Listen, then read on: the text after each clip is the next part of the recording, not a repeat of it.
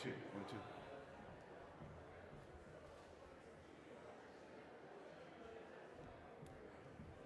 1, 2, 1, 2.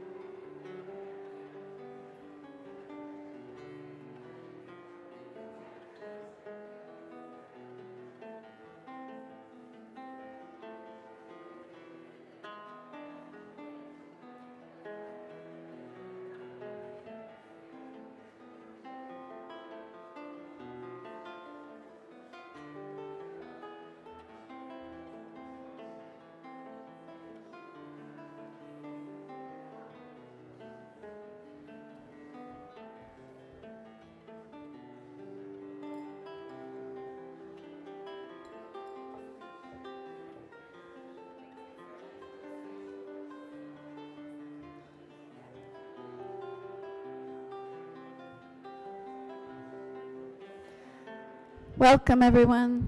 We'll be getting started in just a few minutes.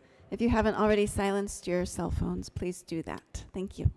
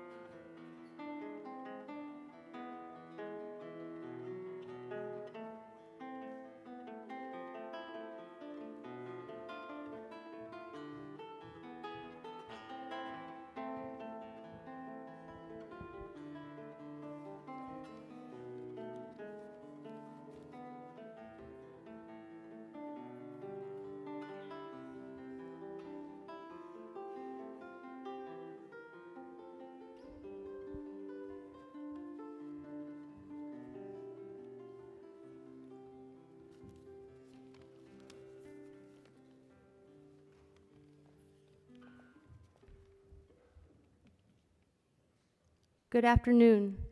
Today we gather to remember and celebrate a man who meant so much to us all, Ron Coté, a man of integrity, kindness, and quiet strength, someone who didn't just speak about values but embodied them daily.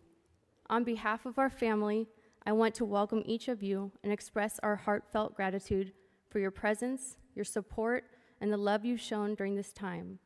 Whether you knew him as family, a friend, a colleague, or as someone whose life he touched along the way, you being here reflects the impact he had on us all. Thank you for being here, for gathering in one place to honor and celebrate my uncle's life. My uncle was a man of many admirable qualities. From humble beginnings, he built a life through hard work and determination, never losing sight of who he was or what mattered most. He carried himself with humility, even after he achieved so much. Ron was, in every sense of the word, an inspirational man. He was smart, funny, thoughtful, and had a way of making people feel seen and valued. He showed us what it meant to live with purpose, discipline, and heart. He had a gentle way about him, never loud, never seeking attention, but always present, always caring. He treated people with respect and warmth, whether he had known them for decades or he just met you. His smile had a way of putting people at ease, making you feel welcome and seen. When he asked you how your day was, he meant it. He genuinely cared to hear your response. He was quick to brag about others, not himself. Ron, he taught us so much, often without even realizing it. He taught us to keep going when things get hard, to pursue our passions with dedication, to stand firm in our values, and to cherish the people we love. Today, as we remember him, let's also take a moment to support one another, especially his wife, Jerry, his loving partner of 54 wonderful years. Their love is something truly special, and while today is difficult, it's also a reminder of a lifetime of shared memories, travel, laughter, and commitment. Let's surround her with the same love and strength that Ron gave to all of us. Toward the end of his life, he faced real challenges, physical and medical limitations that would have tested anyone. But what defined him was that he didn't give up. He met those challenges with courage, with resilience, continuing to show the same strength of character that he had lived by all along. Today is the time to honor that strength, to feel the love, share his life through memories, to laugh a little, to find comfort in one another, and to celebrate the lasting impact he made on all of us. Please welcome Kathy Gillum, who will be leading us in a spiritual reflection.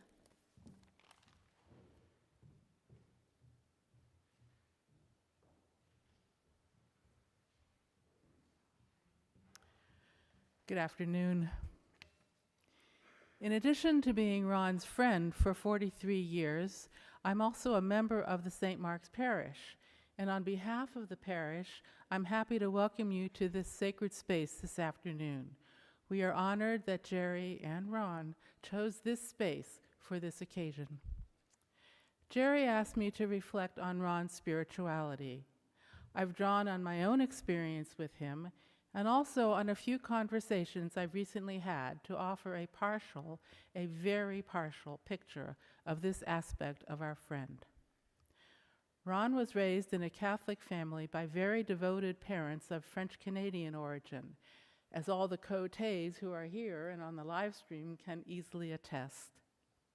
He was an altar boy, served as an altar boy, but as a young man moved away from the church, but not entirely. Certain facets of church or religion or spirituality continue to draw him in, including sacred art, and specifically, I've learned from Jerry, icons.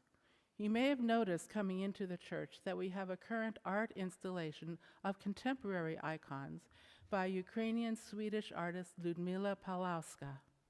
Both Ron and Jerry, in their many travels through Europe, were drawn to the art of icons and spent many hours admiring them.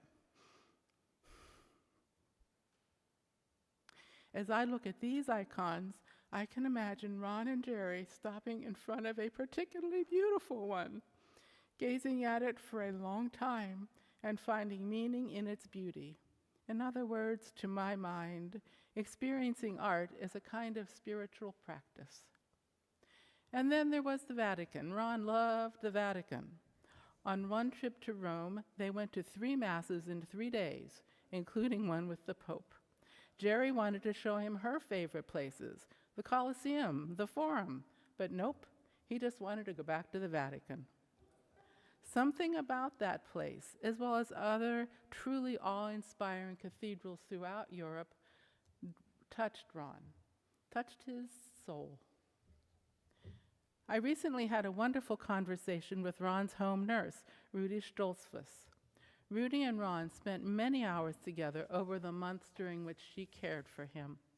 They had many discussions about religious topics that ran the gamut from the most basic questions about God, Jesus, the Bible, to theological topics like good works versus grace.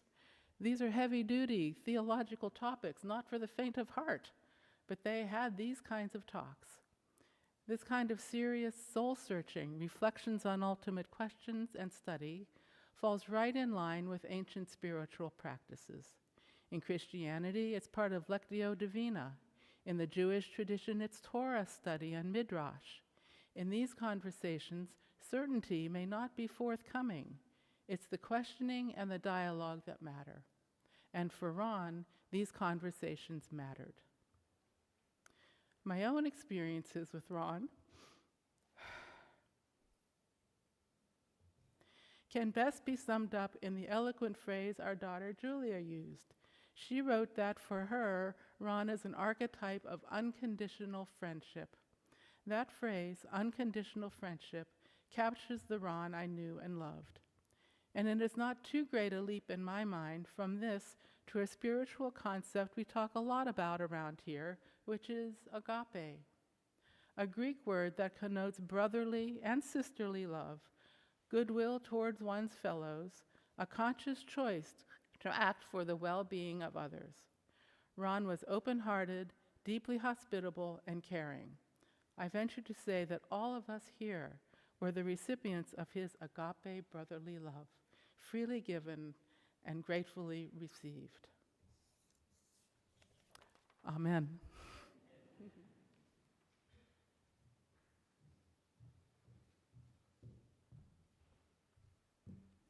Thank you. Please welcome Jerry Hadley.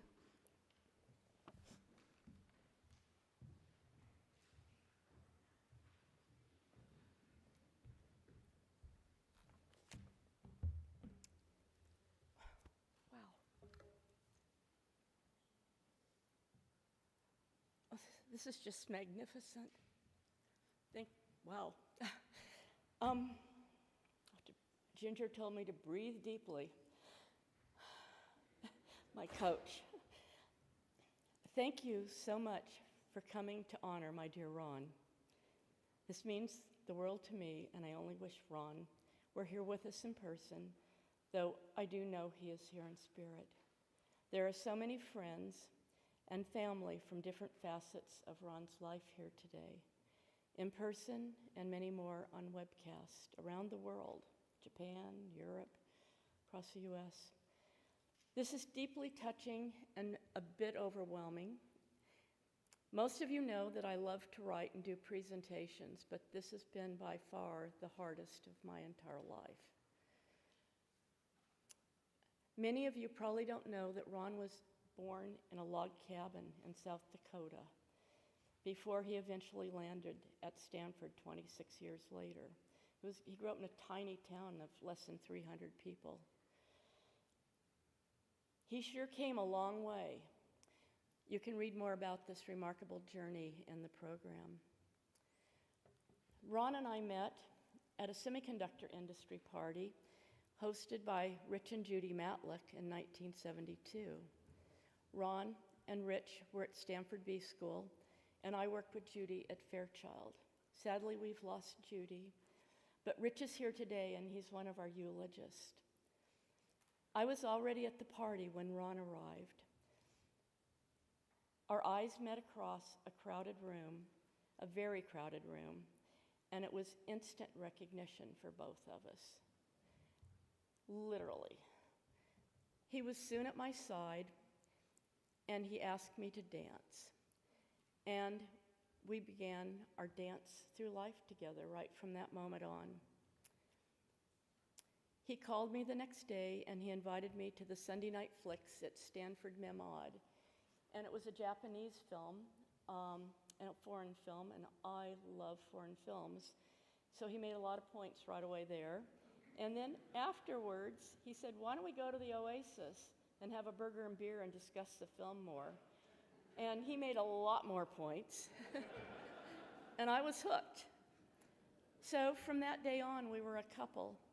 Ron was just finishing up at Stanford Law, and I was well into my career at Fairchild in marketing.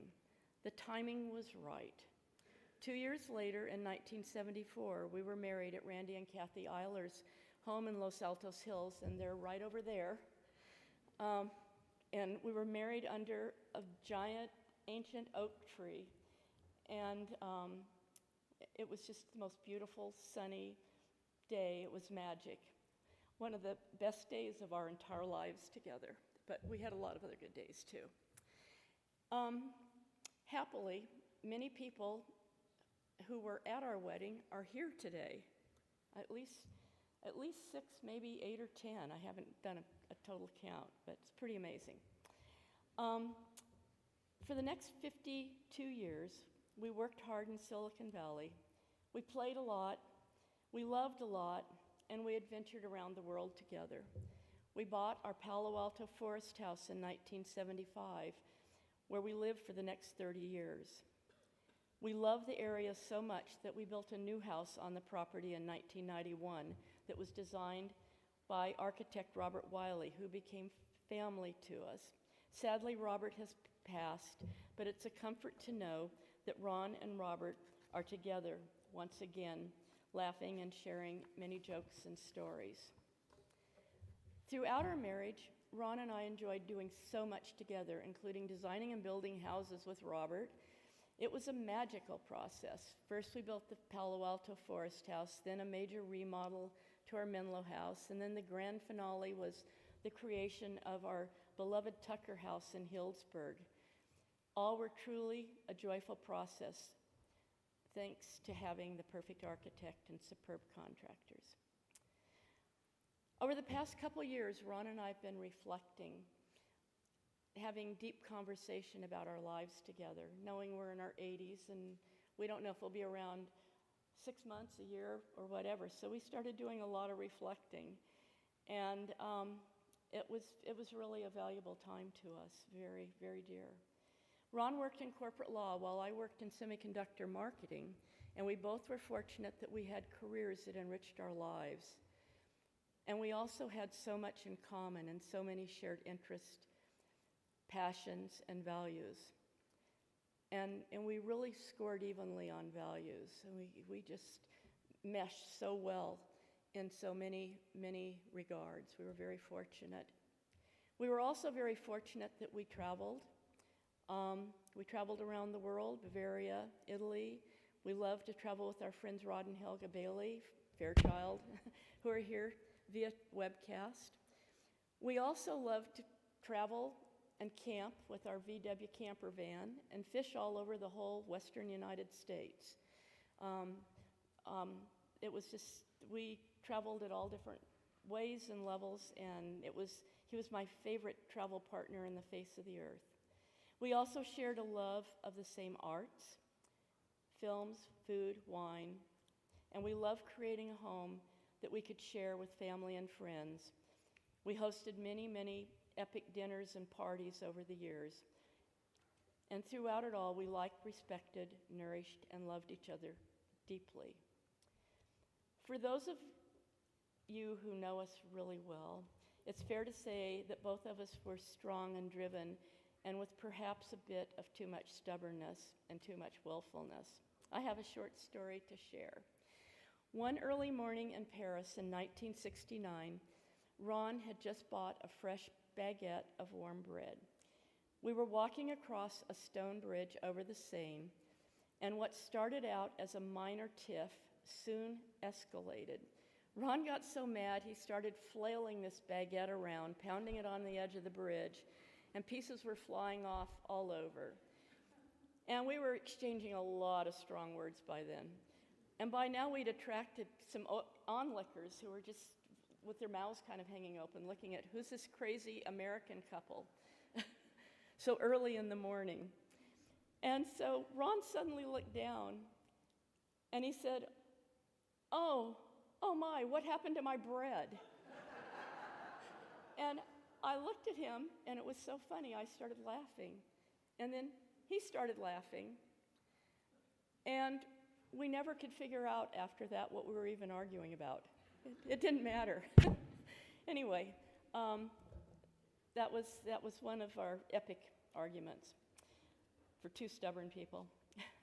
As most of you know, Ron loved to run. He loved exercise. He loved skiing. He loved running so much he started running marathons and did 13 marathons in the 80s and 90s, including some big ones, including Boston, New York, LA, San Francisco. He loved running them. I loved meeting him at the finish line, taking his picture. I finally found all his medals, and they're on display in the parish hall. And I know Steve Ruble is going to talk more about marathons. As you know, we hit a huge hiccup. I'm going to start that over. As you know, we hit a huge hiccup in 2005 when Ron had an emergency back surgery that left him semi-paralyzed and in a wheelchair. This turned Ron's life upside down in unimaginable ways. He had to suddenly retire from a job that he loved and adjust to being in a wheelchair while dealing with horrific pain much of the time. He had over 20 surgeries. We quit counting, that got so many. Several were involving the 20-inch rods that supported his broken back and injured spinal cord. Through all this, he persisted. He made up his mind to get on with life and stay in the game. Thankfully, we found the Betty Wright warm water pool that helped Ron manage the pain, and there's quite a few people from Betty Wright days here too. That close pool community and amazing team of physical therapists were of great comfort to Ron. I loved Ron's warm, sincere smile that lit up his face, the twinkle in his eyes, and his voice was always music to my ears. When I'd walk in the door coming home from work, he'd say, "Hi, babes, is that you?" Take a deep breath. Anyway, and it made my day just to hear his voice. I actually saved one of his voicemails, so someday down the road I can listen to his voice again. I loved Ron's values, never entitled, but ambitious, humble and genuine, kind and sincere, loyal, curious, open to new things and thoughts. I loved his sharp analytical mind, his love for life, adventure, his stalwartness, his indelible tenacity. So many admirable attributes that meant so much to me and to others. Ron was my rock, the light of my life, and the person I knew I could fully trust my heart to. In the final days, I promised Ron with all my heart that I would be okay, that I knew I would always be surrounded by his love, our love, and I intend to keep that promise. Thank you, Ron, from the bottom of my heart for all the joy and love that we shared.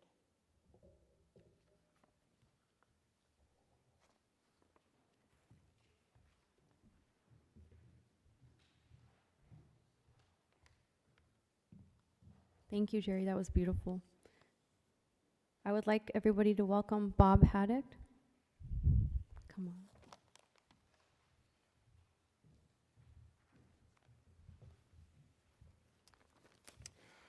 Well, good afternoon.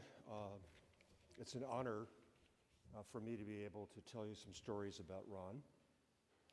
Ron and I were classmates at the Stanford Law School. I didn't get to know Ron terribly well until our second year, and what caused that was that we decided to share a ski cabin at South Lake Tahoe with some other classmates.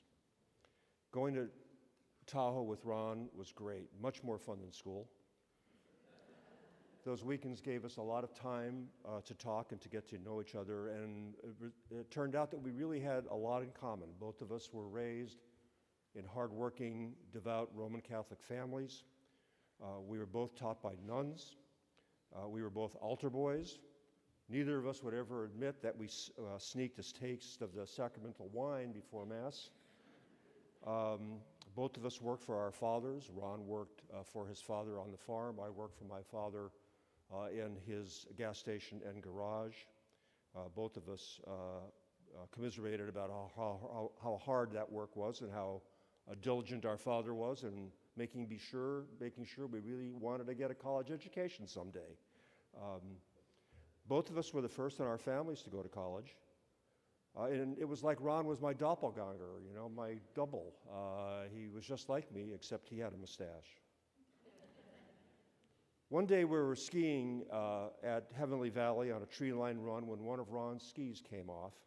It turned out that the toe binding on that ski had decided to retire. Ron took the other ski off, walked into the trees. I thought he was going to take a pee, and maybe he did. In any event, he returned shortly with some pine cones, and he started to work to stuff pine cones in between the broken binding and his boot, trying to snug them up so the boot would stay on the ski. Eventually, he succeeded in doing that. Problem solved. Off we went, Ron, with a pine cone in his binding, and he skied that way for the rest of the day. Few skiers could or would have done that, but Ron was undaunted. A broken ski binding was not going to hold him back. 30 years later, an injured spine was not going to hold him back either. Around the time of law school graduation, Ron told me that with a sparkle in his eye, that he had met someone, and we all know who that was, that beautiful woman in the picture there. Ron and Jerry were married a few years later. I met my wife, Ann, at a party hosted by Ron and Jerry. When Ann and I were married, Ron was my best man. I have some vivid memories of our wedding day and of Ron on that day.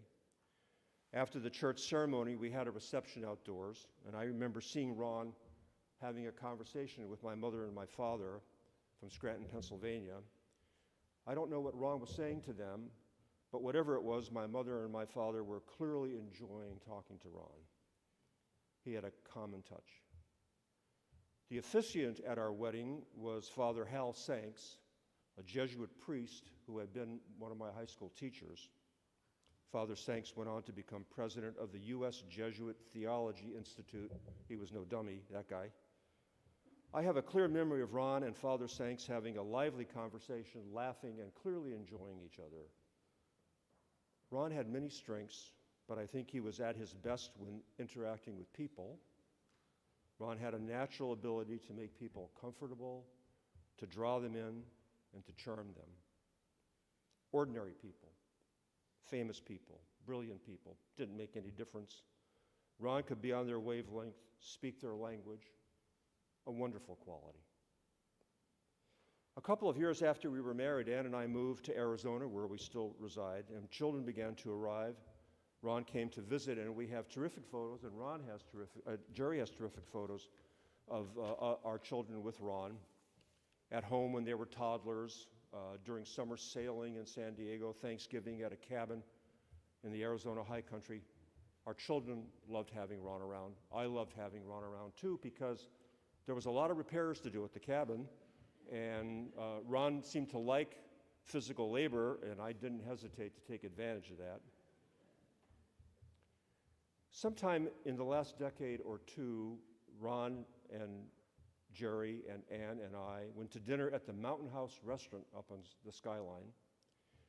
The restaurant's parking lot is at the bottom of a steep incline to the restaurant up on the top of the road.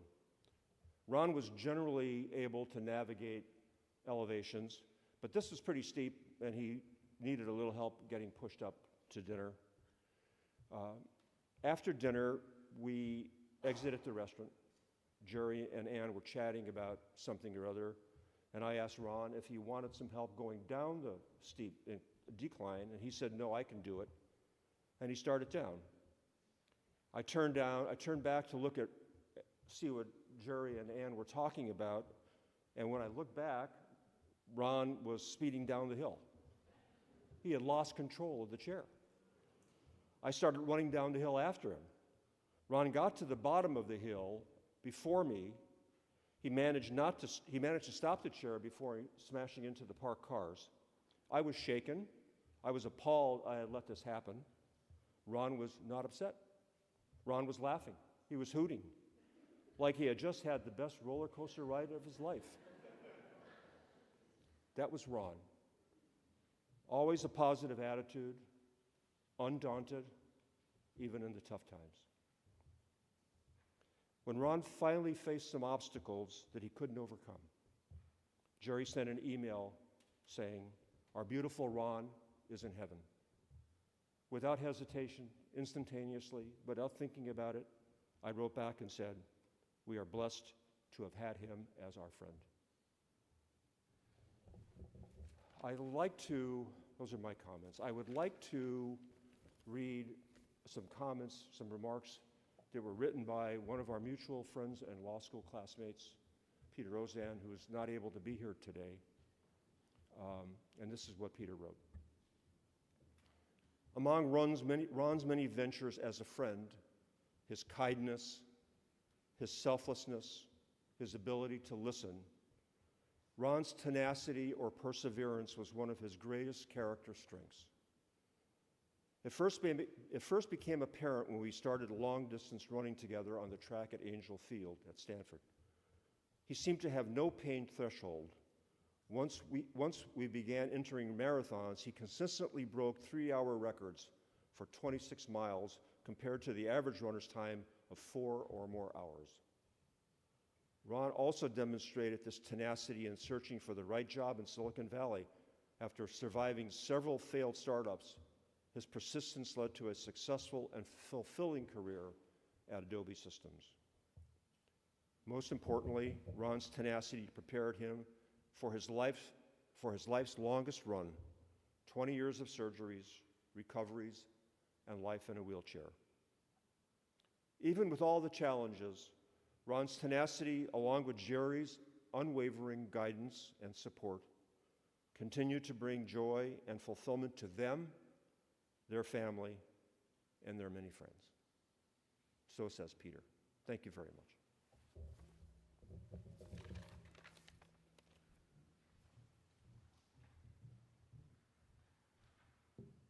Thank you, Bob.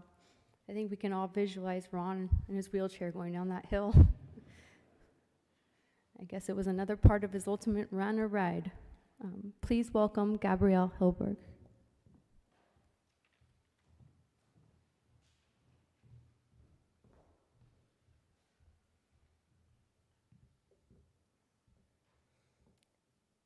I met Ron and Jerry shortly after the emergency back surgery, and I had the honor to support them during that crisis and help them make the major life adjustments that were waiting for them.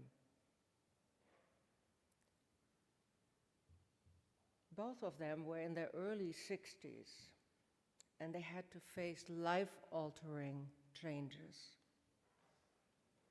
Ron, as you heard, was a long-distance runner, and he used to push himself beyond the limits.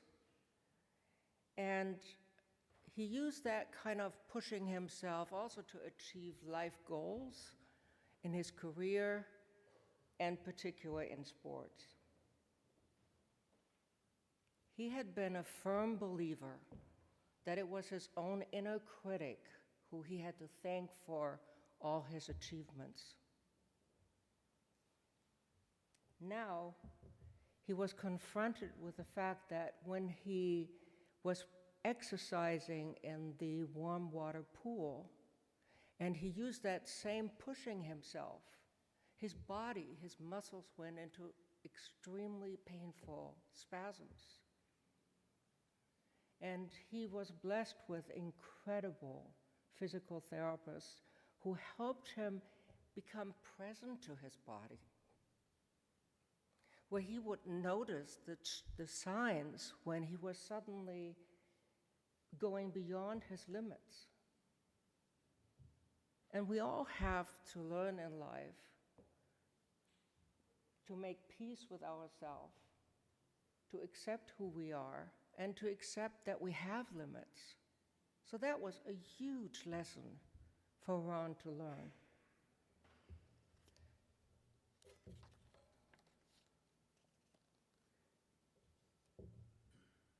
He told me, if I allow myself to sink into poor me, I take the risk of being confined to the wheelchair, and I take the risk of losing Jerry. Jerry also suffered a lot of losses in that major life crisis. You lost your travel partner, the adventures in Europe, visiting people all over the world, having the responsibility of carrying many of the chores by yourself. At the same time that Ron was facing his limits, also you, Jerry, were facing your own limits. You said to me, look, I wasn't made to take care of children, and I don't know how to take care of a disabled husband. The best I can do is make sure that he gets the absolute best medical care and physical care that he needs. And you did a marvelous job, Jerry.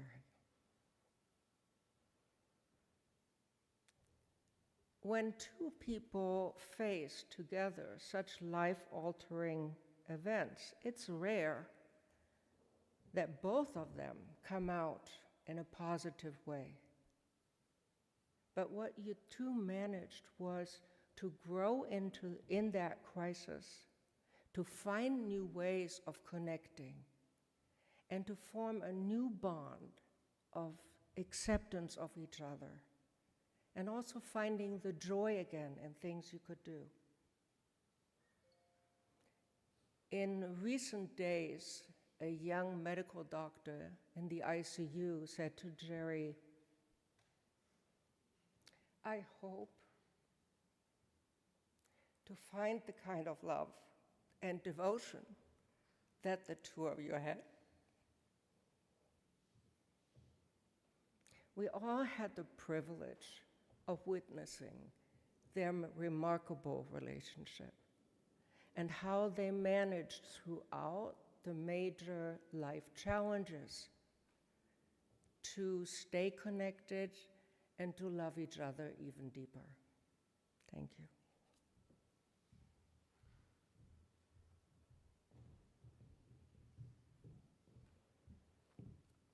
Thank you, Gabrielle. Please welcome Ken Alsman.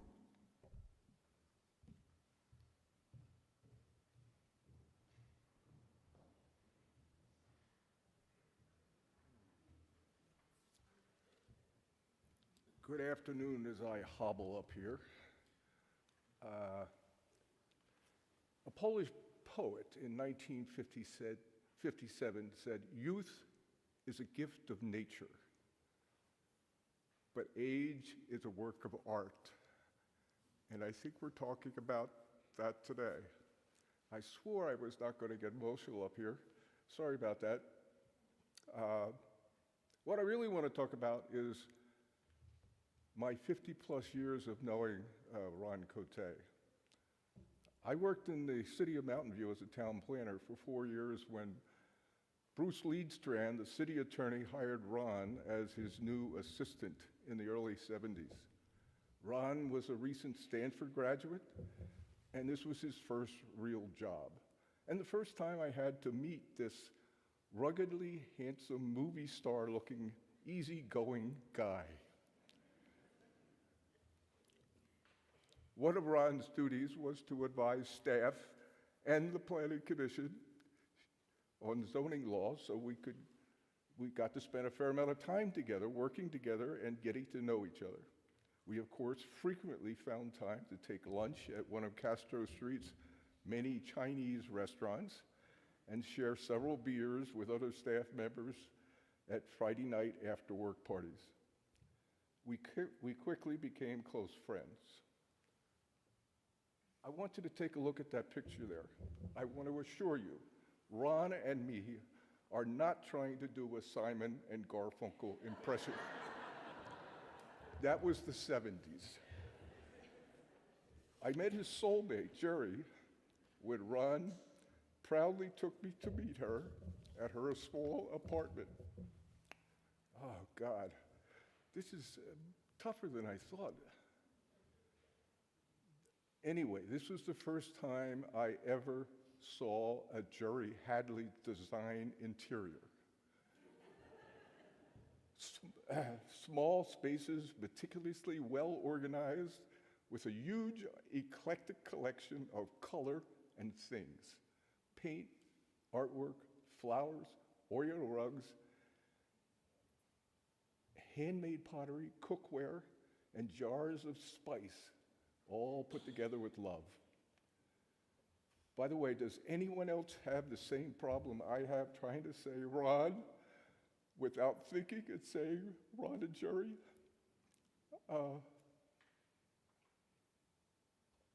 Can I come back in an hour? No, anyway, this is a couple bound together as one idea, one entity, an amazing team. Ron worked for Mountain View for maybe 5 years, eventually moving on to several Silicon Valley tech companies by the mid-70s, eventually with Adobe. We reconnected through our mutual friend, Chris Wagner. Do you remember her store in Sunnyvale, the Yum Yum Tree? We became close friends. My wife and I, the Wagners, the Coté Hadleys, cooking and sharing dinners at our homes, discovering new restaurants, going to local events, celebrating New Year's Eve, birthdays, sharing mostly good times and stories, lots of food, and of course, lots of wine. In 1985, Ron was my best man. He did a good job as a best man, didn't he? And when Linda and I got married, we watched each other grow, develop, change, and in my case, lose a lot of hair. So that was my best joke of the thing. So, what else about Ron? He had several gifts of nature. He was gracious, intelligent, easygoing, always fit and trim, dedicated to exercise, physical fitness, and running marathons. That was not my interest. I liked the guy. Speaking of the physical grace and talent of Ron's youth, I know that there's someone here who has seen him ski. I did.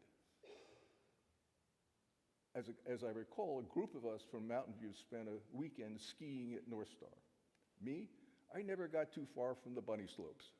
Lots of snow plowing and traversing the mountain. Not Ron. He headed to the more challenging runs. Ron told me he had learned to ski while stationed in Japan during his service. In my mind, he must have been taught by a Zen master. I remember looking up and seeing a figure skiing down from the top of the hill, a tall, upright skier in total control coming straight down the middle of the slope, gliding like a feather lifted by a slight breeze, confident, beautiful. Of course, it was Ron, with a big smile, like it was the way everyone skied. But several years later, Ron moved unexpectedly from youth to age when he faced a major change in his life. He lost his sense of mobility, but he never lost his nobility. He confidently fought hard to work himself back to walking. He remained upbeat and positive. When I called from back east on Cape Cod, where we moved to, I always got an uplifting, "Hey, Ken, good to hear from you. What's up? How are the kids?" I don't recall him ever bitter or complaining. he and Jerry were going to find another way. As the Polish poet said, youth is a gift of nature, but age is a work of art. Ron is truly a work of art. Thank you.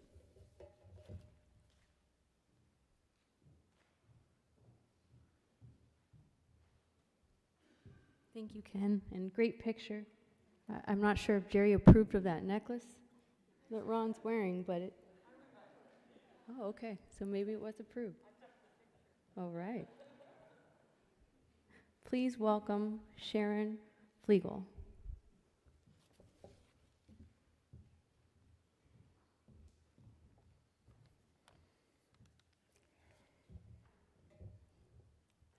Wow.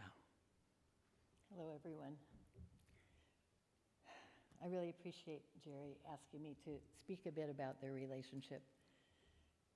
It was such a joy when Ron came into Jerry's life. I had known her for many years before, since I've known her 64 years in total. And what she told you about that first meeting of them, which she's told me the story of several times, what she didn't tell you was that she went home that night after the spark, and she said to herself, if he calls me, I'm either going to marry him or I'm going to live with him. And, you know, the rest is history. He did call, and we're all thankful for that, because I don't know a more partnered or more devoted couple than Jerry and Ron. And that doesn't mean, as you've heard, that they didn't set each other off at times. Early, I worried about this farm boy from the Midwest matching up with my go-go sister friend Jerry. I was a little scared about that, but through the years they've had, their differences have forged such a bond, and that spills out on all of us, so I'm so appreciative of that. As you know, they met in the early years of in the Silicon Valley, and Jerry talked about that as being a very wild time for young singles. But the two of them knew more than that. They knew that their connection could be really lasting. So they didn't just buy into the 50s traditional white picket fence, 2 children model. Instead, they found, as you've been hearing, amazing homes to remodel, to build, to decorate, and always with amazing and fabulous guest accommodations, which I'm sure there's people in this room that can attest to and have been lucky enough to enjoy. But as you also heard and know, 25 years ago, the unthinkable happened, and when Ron stopped walking, and certainly this was another kind of marathon. So 20 surgeries, infections, treatments, transforming homes for wheelchair use, and figuring a new way to live life. As you know from Gabrielle mentioning, Jerry had an ambition to have children. She wasn't thinking she was going to be a caregiver for her life, but she was very committed to being a partner. So the relationship changed, but the spirit and the love that they had remained. And Ron worked hard to maximize his functionality, and Jerry did everything in her power to support both herself, because we have to put our mask on first, and to support their relationship. And what I witnessed was certainly a struggle at times, but they each opened their minds and their hearts to ensure the life and freedom for each other. Ron was very clear that Jerry could continue as a world traveler, and he supported her in her volunteer work, capturing the history of Silicon Valley, working on climate change, and so many other projects. They continued to host many of us in their homes, their peers, as well as so many from younger generations, and I'm particularly grateful. My daughter's here today, and My son's far away, but both of them have had such rich relationships, and I'm very grateful for their relationships with Ron and Jerry. And my sister friend Jerry has amazing organizational skills, and thank God she could utilize those on Ron's behalf. Organizing water therapy treatments in Germany, hiring and scheduling caregivers, advocating for Ron with the medical providers in the most precarious life situations. Being annoyed with him sometimes. You've heard the word stubborn. It fits sometimes, even with all of Ron's openness. It's still, with that stubbornness, Jerry remained Team Ron cheerleader. And I love your Team Ron shirt over here. I have one too. But most tender for me and was seeing how they used what life threw at them as material to go deeper. Jerry confided in me that one of the very biggest gifts in her life came from this relationship, and it was how she learned to love someone with her whole heart.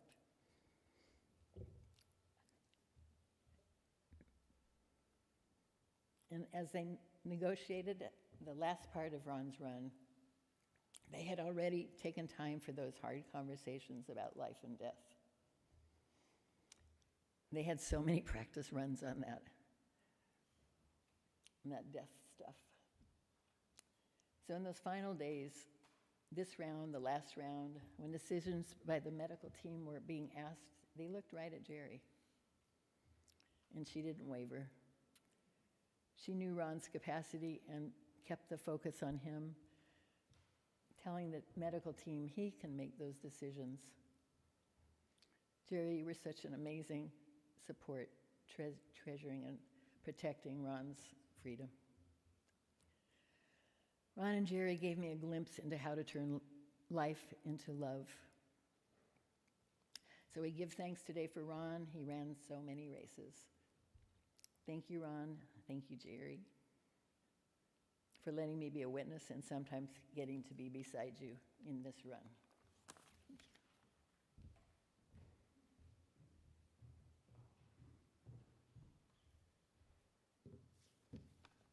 Please welcome my brother, Daniel Coté, and my mother, Emily Coté.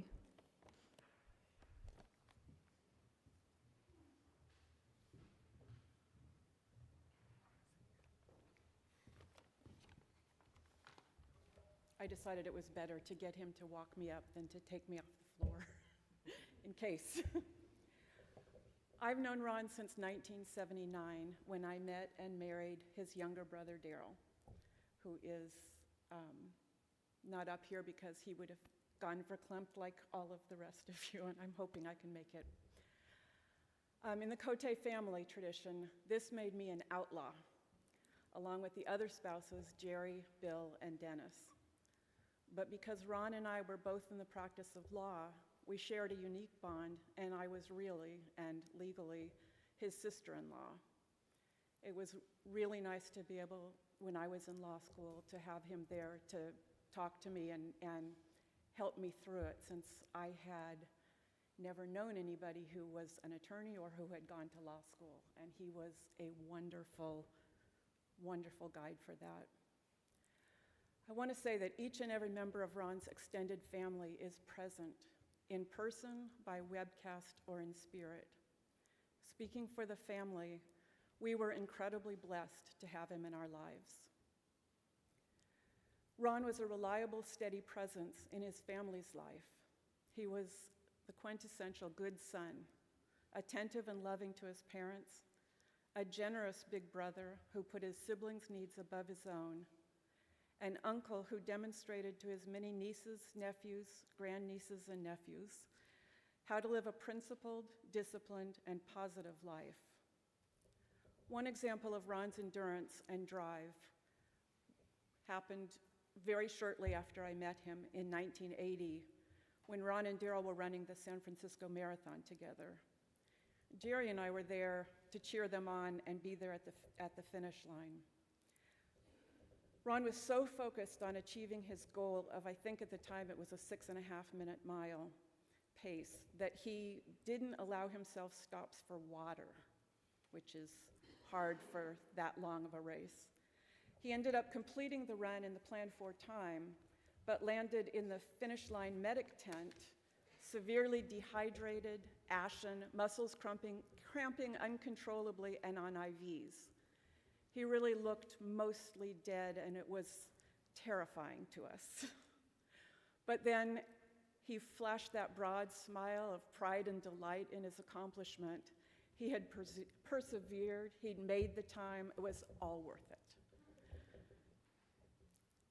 Our family has many, many reasons to be grateful for Ron. Ron and Jerry made a point of taking each of our kids one at a time when they were young on weekend dream trips. It was a chance to shower them with love and attention and provided a window into a different kind of lifestyle. Happily, Daryl and I got to connect more often with Ron in our own one-on-ones in the last several years when we had time to sit and chat without interruption. It was a gift for us to be there with him through his last challenge. Martin Luther King Jr. is quoted as saying, "The ultimate measure of a man is not where he stands in moments of convenience and comfort, but where he stands at times of challenge and controversy." Ron met every challenge thrown at him with grit and determination. His quiet, steady endurance and the way he chose to show up for others despite his many challenges measures him, in my mind and clearly in all of yours, as a true mensch.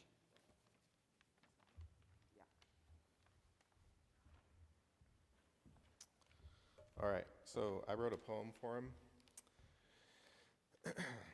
He ran long roads with steady stride, not chasing glory, but something inside.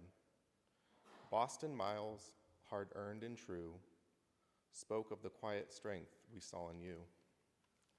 A Florida start, a Gator for life, sharp mind, sharp wit, humor so precise.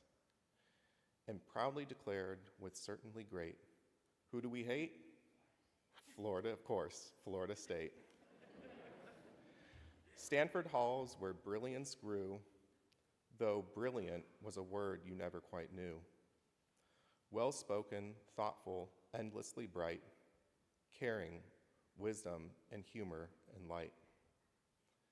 In offices filled with glass and light, you shared your world with pure delight. A cafe tour, a knowing grin, simple moments that stay within.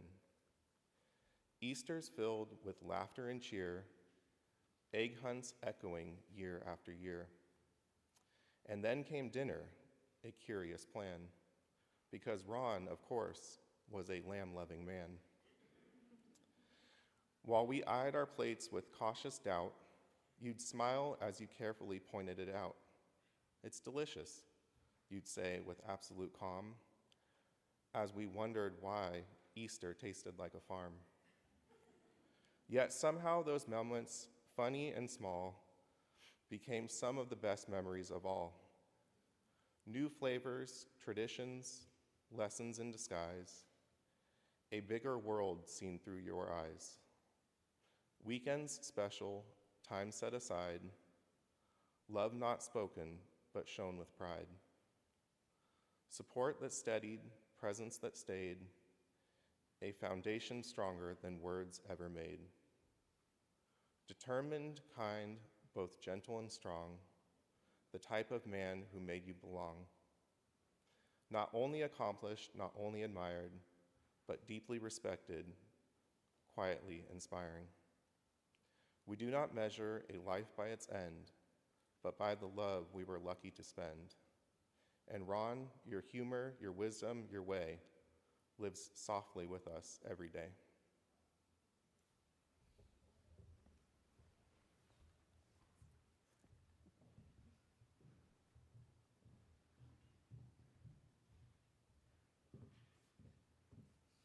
Thank you. I would like to now welcome one of our old-time friends, great friends, Rich Matlock.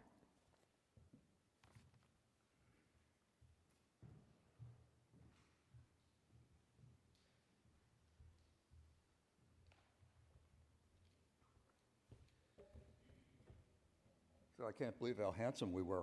My God. What happened here? So I hate to be a party pooper in this wonderful gathering, but this whole thing almost never happened. Jerry and Ron almost never happened. So Jerry told the origin story, and let me just embellish on that story.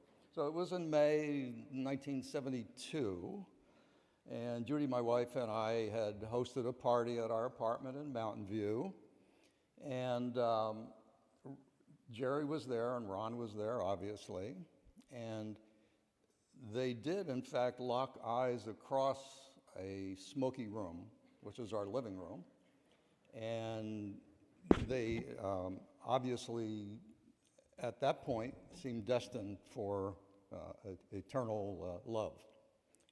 Now, I don't know if I've ever told you this, Jerry, but I had made a fairly serious misjudgment when I invited to that party an old fraternity brother of mine from Philadelphia, and to set the stage, the smoke that the haze and smoke that they were gazing through, of course, that was 1972, it was not necessarily any illicit smoke. We didn't smoke tobacco in those days. So you get the point, right?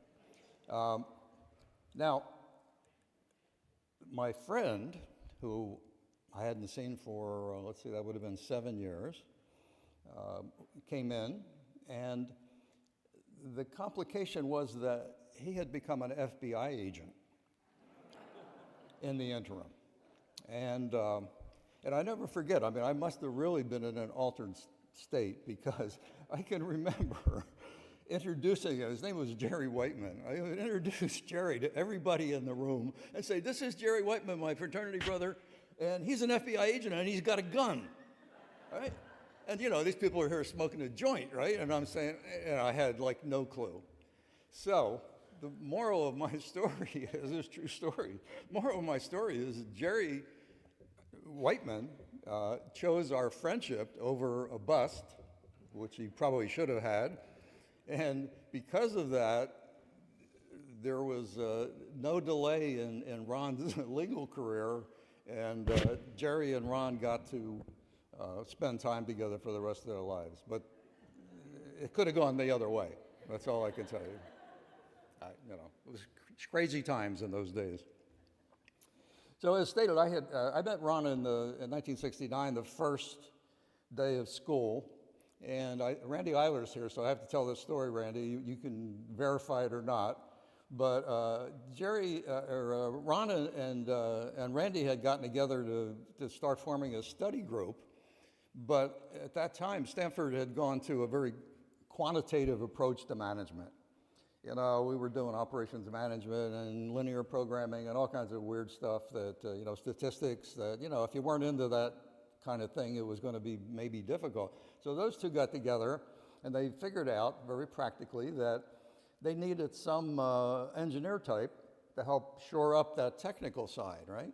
So I was trained as an engineer, and I came, waltzing into the classroom, and these two grabbed me, and they found out I was an engineer, and they said, hey, we really want you to be in our study group. I said, oh, cool, yeah, right, everything's nice. Randy was from New Jersey, right? And so we had a little thing going there. And so it turns out that they elected me and recruited me to be their technical weenie. That was my official job. I had to do all the technical stuff, right? I had to write the program. I did know how to write programming, so I did the COBOL and the Fortran stuff that they didn't want to touch. But the funny thing that I never told Randy, and I'm going to tell you now, and I wish Ron was here, that I actually didn't have very much of a good technical background. I had a degree, but I hadn't done any engineering. In the last 5 years, I was in sales. So if it actually came down to me solving a quadratic equation, it was like I was totally lost. In fact, I remember taking a linear program course, and we were taking the finals, and of the three of us, those two blew it away, and I just barely passed the damn thing. So, nice try, but I really wasn't that useful. The only thing I can say that was positive about that was that we all graduated, and we all did pretty well in our respective vocations. So,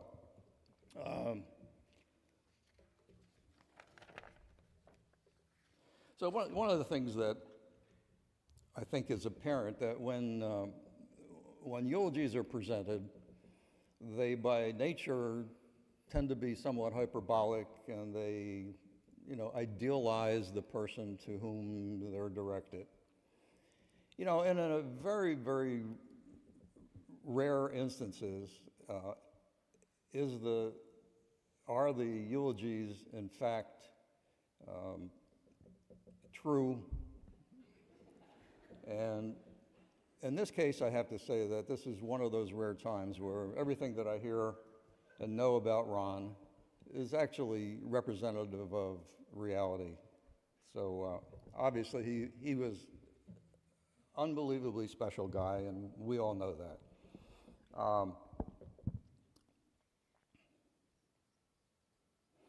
So the thing that we do have to remember, though, is that nobody's perfect. Even Ron wasn't perfect, right? I mean, as an example, Ron could be stubborn as an old mule, right? And I'm sure, Jerry's shaking her head, and I'm sure that there were some very interesting interactions in their life when Ron would dig his heels in and Jerry would dig her heels in, and the horns were, well, there weren't any horns, but the heads were butting. And the good thing, I mean, there were many nouns used in these eulogies about Ron's determination and his ability to overcome so many difficult things in his life, and I just look at that as being the old mule in him. When his back went out, the ears went up, the hoofs went in, and he just did his mule thing and just fought through it and fought through it.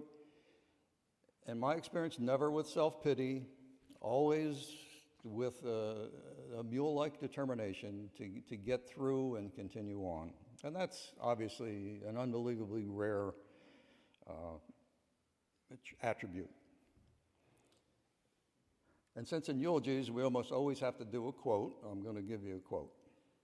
So Mahatma Gandhi said, "Strength does not come from physical capacity. It comes from an indomitable will." Ron had an indomitable will, and we're all better because we knew him and we encountered that indomitable will. I want to express my sincere debt of gratitude to Ron for the things that he taught me.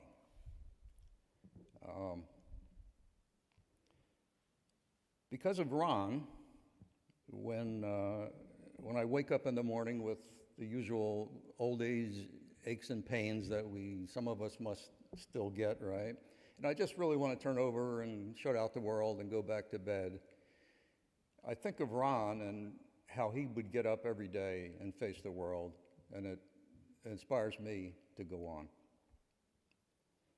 Because of Ron, when I encounter some relatively minor problem that I'm inclined to blow out of proportion, I think of Ron to help me put these problems into perspective as compared to the problems that he faced. Because of Ron, when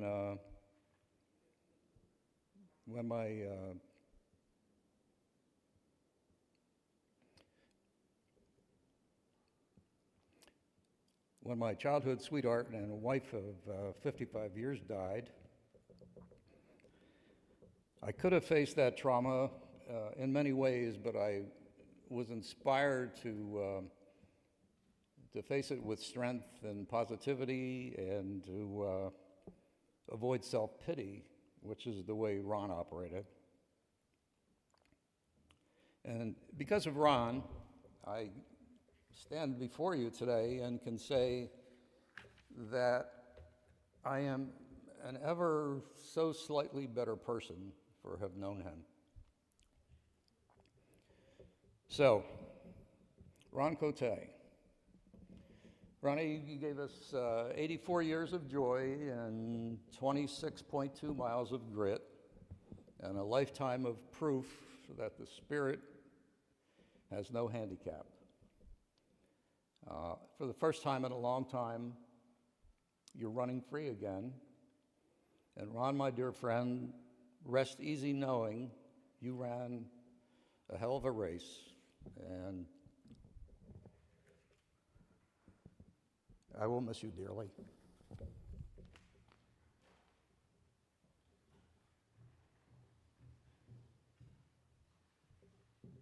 Thank you, Rich. Please welcome Christine Krozak.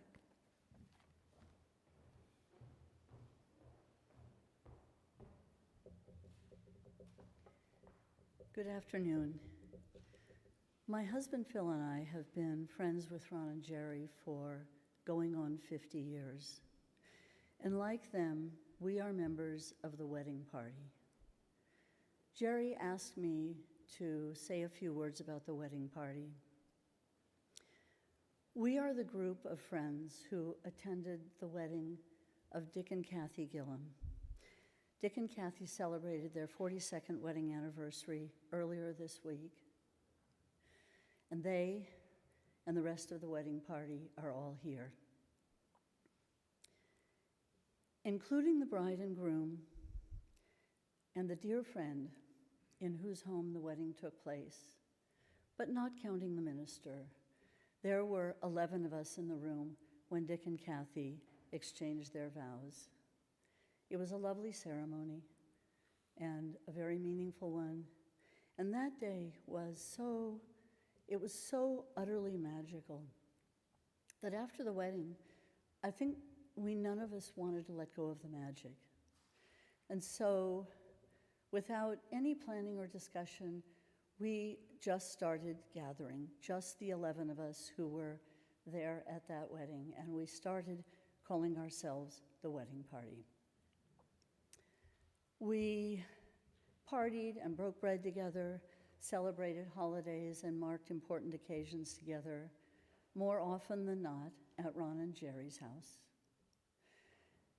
And as the years passed, what had long been close friendships deepened, and we began to speak about each other as chosen family. With Ron's passing, there are now 5 of the original 11 who are no longer with us in this realm. But for our little chosen family, I think it's much as it is with families that are bound together by ties of blood and marriage. We hold in our hearts a picture of the family, which in effect matches that cherished photographs on the credenza, the one that was taken when all of us were still together. Ron was a cherished member of the wedding party and a blessing to us all. He was such an extraordinary person, as we have heard from one speaker after another here today. What I want to say about Ron is to use the same word that Emily used. He was such a mensch. For those of you who might not know that word, it's a Yiddish word. It's the word you would use to describe a person who was just the kindest, best, most honorable person you could imagine. In the Jewish culture, to describe someone as a mensch is to bestow upon them the highest imaginable praise. There are a lot of ways to be a person of distinction in society. You can be brilliant, you can be accomplished, influential, artistic, all things that are excellent in their own right. But none of those things, in and of themselves, are either required or sufficient to make a mensch. What makes a mensch is quality of character. And I know that everyone in this room and everyone who ever crossed his path knew that Ron Coté was truly a mensch.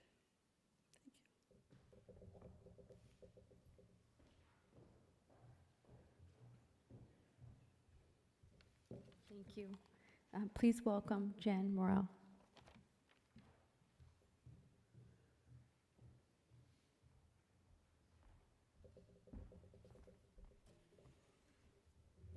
Hi, I'm Jen Morrill, and I'm a friend of Ron's from his Adobe days.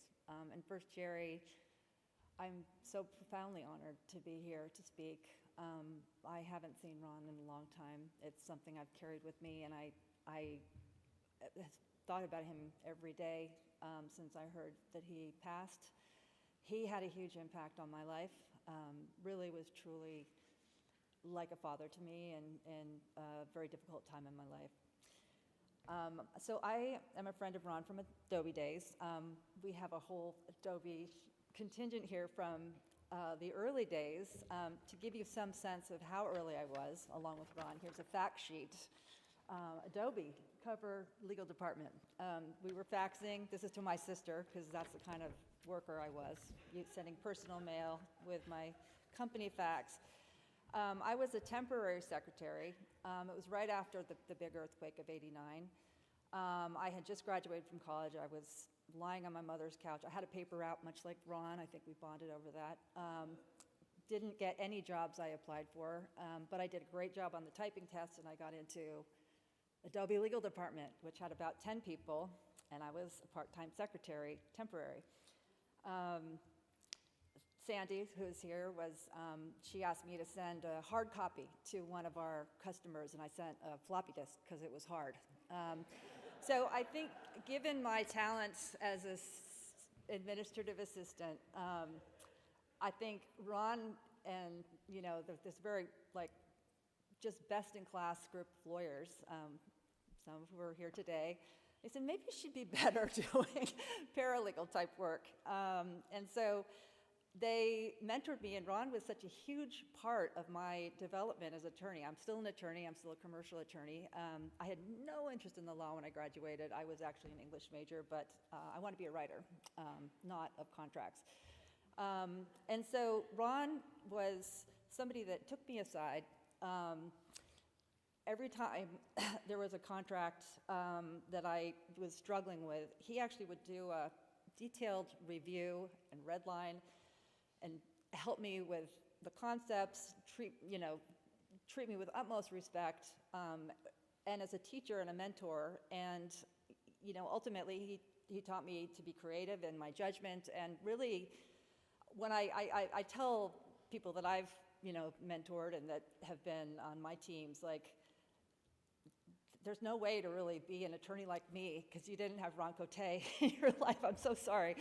But he was just such an amazing mentor. And again, Martha also, and the other folks that are here. So I was there for 3.5 years. And I, eventually Ron encouraged me to go to law school. Said, why don't you just go to law school and come back as a lawyer? Just enough of this. I got some pictures that I'm going to show around. There's a cake that they made for me that said, come on in, the water's fine, with a big shark on it. So then I went to law school, and when I finished, I went right back to Adobe, and I was there for close to 4 more years. So Adobe was like my family, and really I feel this great warmth being here with Jerry and the Adobe family. And it was really a group that was closer to me than few I've experienced in my life. And if Adobe was a family, Ron was dad to be. I had a very fraught relationship with my father, he had mental illness, and he was in and out of jail. I think he was in jail for a couple of years when I was at Adobe. He's also a very negative person. And Ron was the most positive and life-embracing people that I knew. He also sort of, had this just zest for running and skiing and all things like healthy. And he was also incredibly funny. And he and Jerry were just so attentive to my happiness trajectory. They included me in dinners and social events. They set me up on blind dates. Ron inspired me to run my first marathon.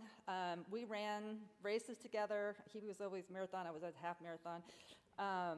And we talked about running constantly, travel. I love traveling too. He was just always there, somebody to talk with me and to mentor me through really tough, career situations. One thing that really stood out about Ron is how deeply he loved Jerry. and his life with her. The trips that he'd come back raving about, cultural outings, their passion for art, the design and work on the Kellybeck House in Palo Alto, where I was lucky enough to house sit on a number of occasions. Their massive Maine Coon cat babies, those were big draw for house sitting. When I finally had a house of my own and the funds to buy really nice tiles, their hand-designed tiled porch and fireplace was the inspiration for ours. The relationship and the life they built together was the gold standard. And as a result, I didn't meet the right guy until I was 34. Rob, we've been married for 25 years now. Ron's warmth, humor, and steady support helped keep me afloat and anchored me in some very rough personal seas. I regret greatly that I hadn't seen him in a while since Jerry reached out to me to say that he'd passed. And as I mentioned, I've thought of him just about every day. I did bring some of the very funny things that we all did as a group at Adobe. We did this Adobe Unhealth Fair because we were sick of health fairs. And someone talked about smoking certain things back in the day. Well, we were serving at this Unhealth Fair Bagels Valdez. Remember, there is more than one way to smoke a salmon. All week at Adobe, we've been poked, prodded, proselytized, and we are sick of it. Ironically, this defeats the whole purpose of the so-called health fair. Well, enough of this. We were taking our health back into our own grubby hands with the first annual Adobe Unhealth Fair. So Ron was a huge part of the joy that we had as a very small legal team. And I thank him and you, Jerry, so much for so many great memories.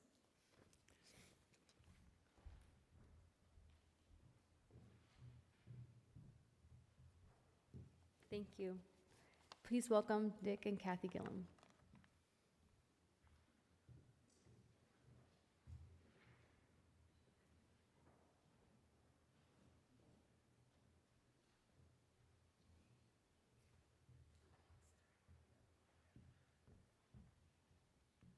That's us.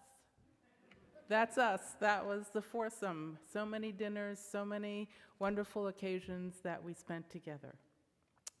But in keeping with the theme of this celebration, I can date precisely when I met Ron. It was May 14th, 1983, when Dick and I, early in our relationship, came to Palo Alto from our home in Redlands, California, to take part in the annual Beta Breakers Run. I had never run that far before, 7.46 miles, and never up the infamous Hayes Street Hill, and never did again. But I remember Ron's super cheerful energy that morning, the way he welcomed me into his circle of friends. And then a year later came the wedding party, the wedding itself, and the origin of the wedding party that Christine so beautifully described, the source of so much joy and connection these 42 years. But Dick's friendship with Ron goes back even further, to the before Kathy years. And that's where he's located his memories and reflections on Ron. Thanks, Kathy. Well, I met Ron sometime in the mid-'70s. Can't remember exactly when, but it was before Kathy. He already belonged to a self-help therapy enterprise. It's a little hard to describe these days, but that I remember simply as the group. Ron was already a star participant, but let's say, just say I wasn't. But nevertheless, much to my surprise, Ron, for some reason, ended up calling me out, or seeing me out, or bringing me out. He sought me out. So that almost magically, it seemed, we ended up sharing a lot of things together, having fun, not least of things, being warmly treated to what seemed like an almost endless number of Ron and Jerry's welcome meals at a time when I was still living a little bit helplessly or haplessly on my own. Felt like family to me already, and I think it was. But beyond this, and getting to a bit of substance, I keep finding my memory of Ron returning to to an apparently whimsical moment that, at least for me, speaks directly to who he was. The date is September 9, 1978. The context is that Ron, another dear friend, Elaine Mooreshead, and I were at a football game, a Stanford football game, matched up against Oklahoma. Game itself was exciting. You can probably guess who won. This was Stanford. No, we lost by 6 points, but nevertheless, despite everything, the real issue, at least for me, turned out to be not the game, but what seemed initially like a minor thing. It was just seats. We had come early. We got 3 good seats, and we were disrupted by a group of frat pledges who decided that they were going to take those seats for themselves. Ron and I and Elaine said no. In an ensuing argument, one clearly frustrated frat guy looked directly at Ron, and he said, roughly quoting him, "You must be the kind of guy who doesn't have any friends." Ron immediately shot to his feet, and it was with great indignation. "I have plenty of friends." That was Ron. I think that was really the heart of who he always was. Friendship. Everything that went with it. Self-awareness, sensitivity, grace of being, and so much more than that. I loved, and I still love Ron dearly. For all of this. And I mourn his passing, but I still feel that in some specific way he still lives on for me. Bless you, Ron. I will see you in my dreams.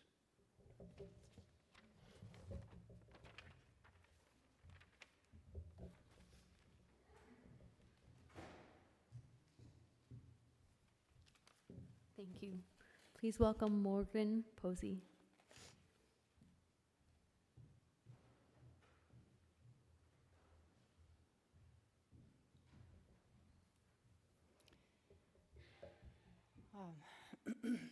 Yes, I'm going to start by breathing, and thank you, Jerry, for asking me to share a few words about Ron's participation at the Betty Wright Swim Center and all the people that he met there and his journey there. And I wore red today for Team Ron. Go Team Ron! Yay! I really miss him, and I wrote and I wrote and I wrote lots and lots of things down, and I thought maybe I'll wing it, maybe I'll read, and bear with me. Not sure how this was going to go, but so we all know that the last 20 years of Ron's life, it was his ultimate marathon. I know we keep coming back to that theme, but that was the theme for Ron's life. And when he ended up in the wheelchair and in the water, that was the arena that he embraced the ability to focus on this rebuilding of his body. And it was the last marathon of his life. And once he got around to accepting his next life trajectory with the help of Molly Hale and other people at the Betty Wright Swim Center who were open and free to share their journeys and why they were in the water and how it helped them in their life. And the guidance with Gabrielle, with the acceptance of where he was in his life, he just took it on and ran with it. He just didn't look back. But you know, I'm not going to lie. It was a hard go in the beginning. It was It took a little while for him to get to that point, but let me tell you, once he was there, and all of you know, you all kept in contact with them, and you know, he ran with it, really. And we literally ran in the deep water in the beginning. That's how we got his body to do that diagonal patterning, and he's like, oh, I can run again. So that's how we started. And when on the days that we weren't able to run, we would be eye to eye, and that's how it was in the pool. Everyone was in their swimsuits, so nobody had all the distractions of your clothes or your jewelry or your cars or whatever. It's like we were all there for the same reason, to feel better, to heal, to share about our lives, and so eye to eye, just some talking heads in the water. It was quite a profound environment for him. And while he was at the Betty Wright Swim Center, he worked with a lot of different therapists. A couple of them are here with us today. Kim Motsney did some great work with him, some craniosacral therapy, and Peter Leong worked with him. I think he took some classes with Molly, some Taekwondo classes. So, but one of his first therapists that he worked with, his name was Vladimir Chababko. Vladimir is no longer with us, but he was instrumental in helping Ron with the diaphragmatic breathing that helped to calm his nervous system, which helped to calm his spasticity and to help reduce his pain somewhat. And because he was a marathon runner, he had great lung capacity. So it was almost second nature, this diaphragmatic breathing, and it was something that we'd always return to, whether we were working in the water, whether we were working on land, on a massage table. I'm also a massage therapist, and sometimes we do some range of motion and work there too. So water's been called the great equalizer, and everybody, like I said, was equal, you know. He showed up on some of his hardest days, willing to work, willing to put the time and energy in to rebuilding his body. Sometimes we would joke that he was going to become the new next $6 million man with his hardware and all the surgeries and all the rebuilding that he went through. So after he accepted that he was in this new place, he agreed to see what happens. That was one of the favorite things I would say to him, especially if I had something new for him to try. When we were on a trajectory of building, you know, I would say, let's see what happens. I don't know what's going to happen, and he'd kind of laugh, and we would try it, and we always had a pretty good time. Sometimes he'd get irritated if I'd ask him about his nutrition and his hydration. He'd roll his eyes, and he'd say, I'm eating a good diet. Are you hydrated? No. So we started putting a bottle of water on the side of the pool, and we'd make sure that he would drink that. Anyway, he went along with the process, even though there were no guaranteed outcomes, you know, like the regular marathon, you know, it's 26.2 miles, then I'm done. This marathon was the 20-year marathon.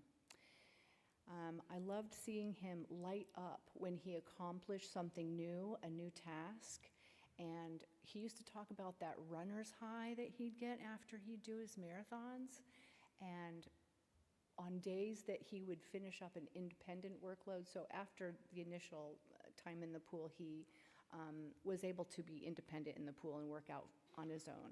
And he would just tell me, oh, I tried this new thing and it really worked, and watch what I could do. And he would just get so turned on by that.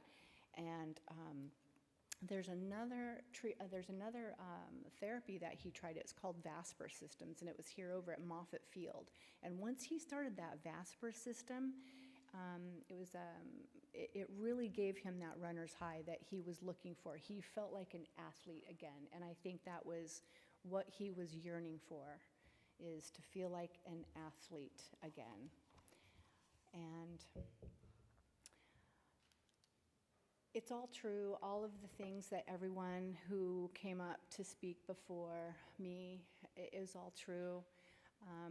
He was just willing to accept everyone with where they were, with their lives, and just so open to share about himself. And he was loving and just a kind man with a great sense of humor. I got to hear a lot about all of the other goings on in their lives with the renovations and all the houses, and he'd come back and he'd tell me about how beautiful things were becoming and how jazzed he was about that. And one of his favorite things that he would report to me when I would see him again after a weekend, after they'd be up at Healdsburg, is how he loved being on the deck under the redwoods and just listening to the birds and the sounds of the backyard, and just loved being out there. So this week I sat underneath my redwoods and thought about Ron and asked for help, get me through this. And just a few nights ago, he was in my dreams, and Jerry was in my dreams. I think about him all the time. And I think that's all I want to say about that. Thanks again, Jerry, and I love you, and we'll see you again, Ron.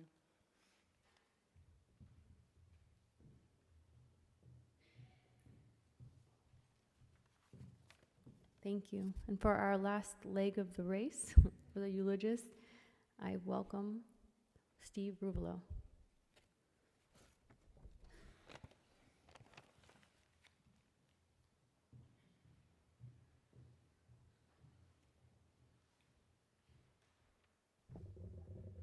The last speaker between refreshments. So you have to be, hopefully I'll honor Ron.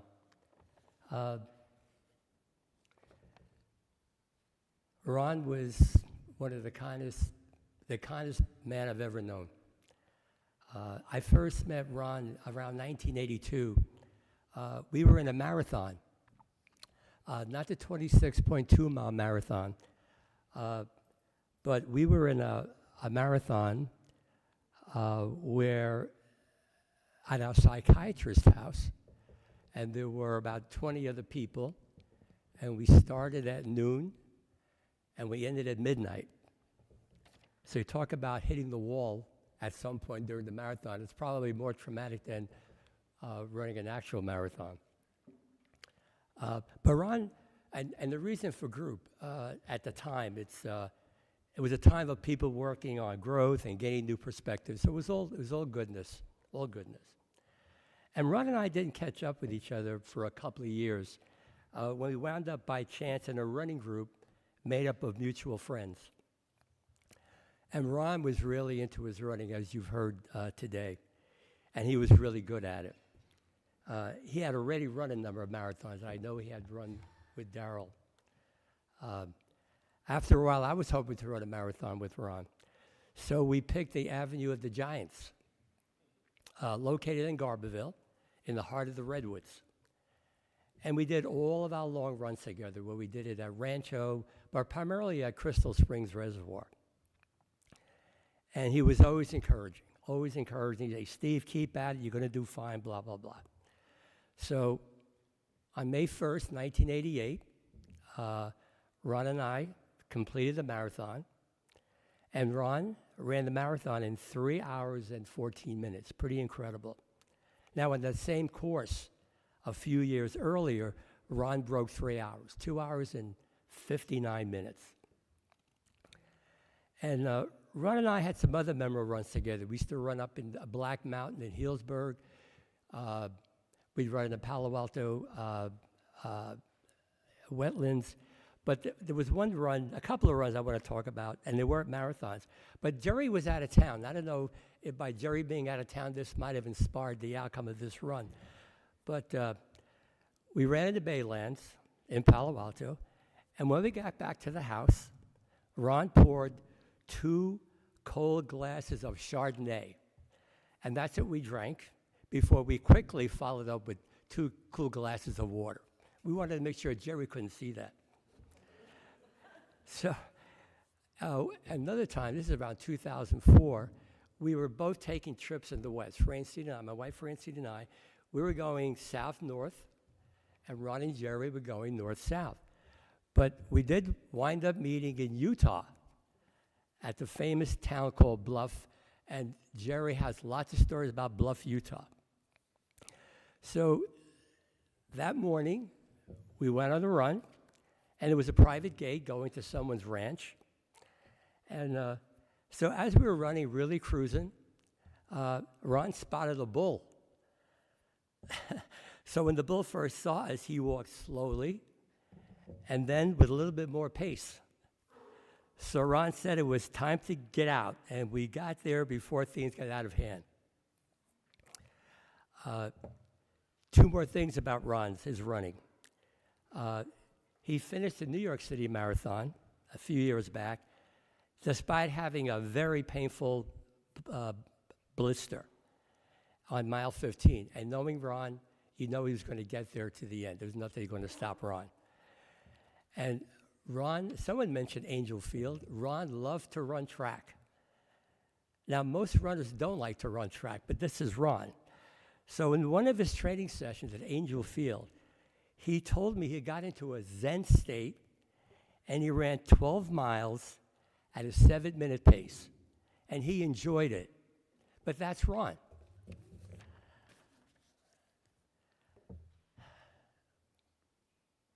In January 2005, after Ron's the catastrophic event, Jerry mobilized friends and family into Team Ron.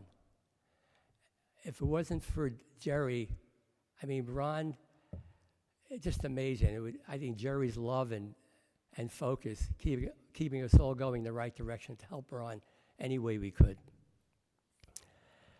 And there was a number of us here that, well, they say the same discipline, strength, and determination that made Ron a great runner, he applied to fighting through his health challenges. If a coach or if Morgan said, I need a 10, Ron would do 12. If he was doing some weights, if it was 20, he had to do 40. That's Ron. And many of us here helped Ron get to his appointments at Santa Clara Valley Medical Center, at Betty Wright, Timpani, and at UCSF. Over the years, Ron and I would get together at Pete's in Palo Alto. We would talk sports, talk politics, just talk about life.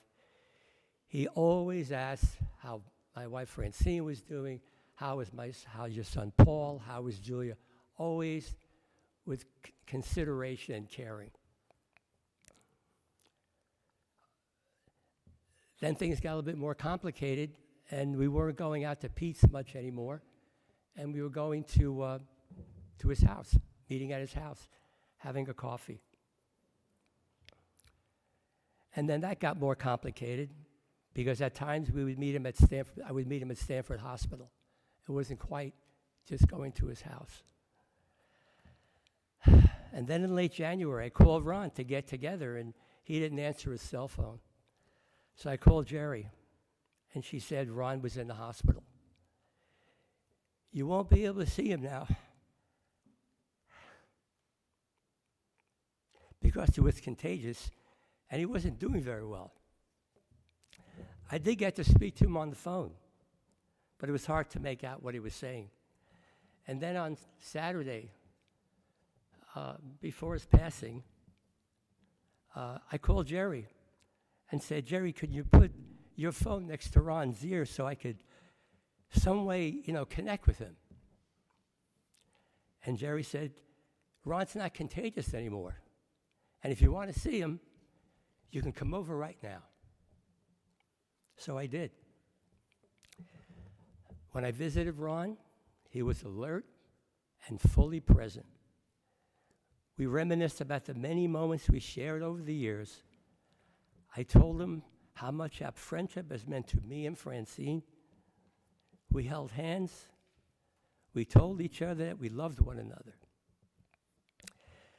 And as I got up to leave and say goodbye, I turned back, and Ron had a beautiful smile on his face, and he blew me a kiss. I will carry that moment with me forever. Our memories of Ron will always be a blessing.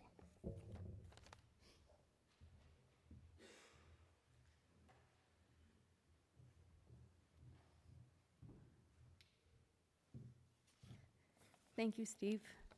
For those who were unable to come up here and speak, I invite you all to join me right now in a moment of remembrance and prayer.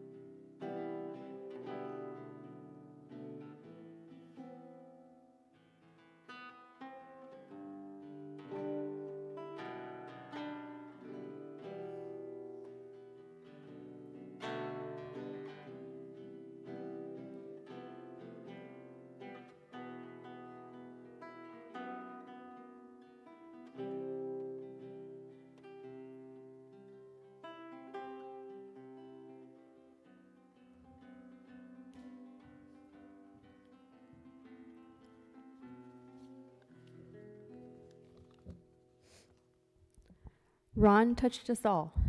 An amazing husband, brother, uncle, great uncle, colleague, cousin, and friend.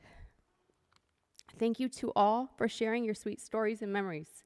It is clear Ron showed us that strength isn't about perfection, but about perseverance, about continuing the journey step by step with purpose and dignity.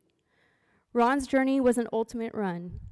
Each mile he conquered was a reflection of his steadfast resilience, sometimes stubbornness, and his belief that no challenge was too great if you kept moving forward.